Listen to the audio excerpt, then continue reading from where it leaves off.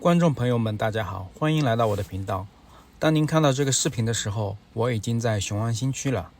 在外船车旅行1周多了，身体有点疲惫，再加上昨天在衡水找了一个共享自习室，办了1天的工。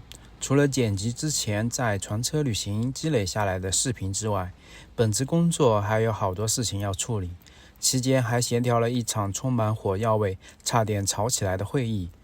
本来想一脚油门从衡水直接开到雄安的，但是中途实在顶不住了。开夜车的时候眼皮子一直在打架，所以中途不得已在高阳县医院驻车睡觉。一大早天刚刚亮时，赶往雄安新区。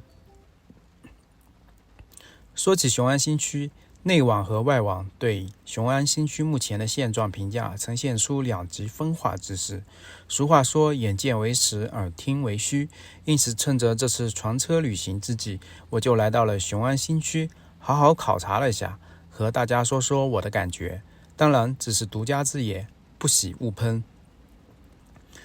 到达雄安已经是吃早饭的时候了，地图导航到麦当劳，在我快要到达的时候，发现居然被挡在了道路之外，上面写着内部道路不能进入，可是我明明感觉这是正常的道路啊。于是我去问了保安，他说这里面是雄安管理委员会所在之处，所以属于内部道路。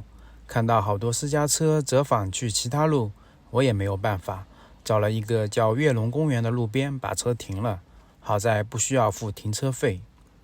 停完车，肚子实在饿得不行了，昨天忙于工作，晚饭都没有吃，马上步行去找了麦当劳。走着走着，来到了一个园区，好像是办公区，问了保安，说是刷脸就可以进去。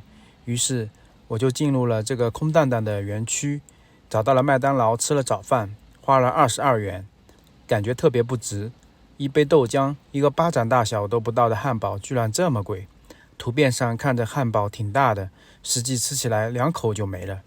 于是没办法，我又去了园区中的便利店。这家便利店是无人值守的便利店，只要刷二维码就可以自动开门和付款。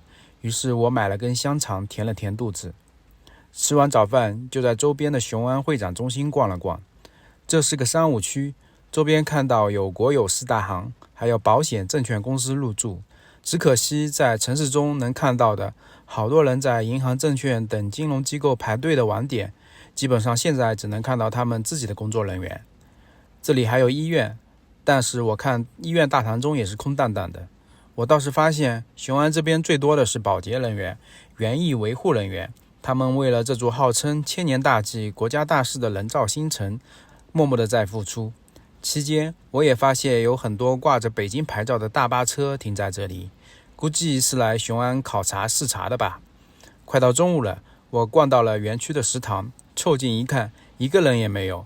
本来我打算中午在这里吃饭的，但是一个人也没有，我也没好意思进去吃。我今天包场了，然后整个雄安会展中心这条路上就我一个人，没有人这边，我一个人把它都包场了。建筑倒是很漂亮的，就是没有人呢。顶多看到一些打扫的保洁阿姨，他们在这边干活，但是真正来会展的人真的是没有啊。刚刚我在洗手间这边洗了一个头啊，哎呀，现在雄安天气非常不错，然后我在这边洗个头，然后把东西拿过来洗一下，还不错。虽然是冷水，但是这个天热起来了，我待会儿出去太阳晒一下就 OK 了啊。这个地方的厕所真的是相当豪华哦，给大家参观一下，对吧？也没人用，反正我就用着了，挺好啊。你看这边还有母婴室，这边还有残疾人的那个卫生间，配备还是很齐全的。然后这边还有空调，看到了吧？冬暖夏凉哦，这个空调太豪华了，这个洗手间。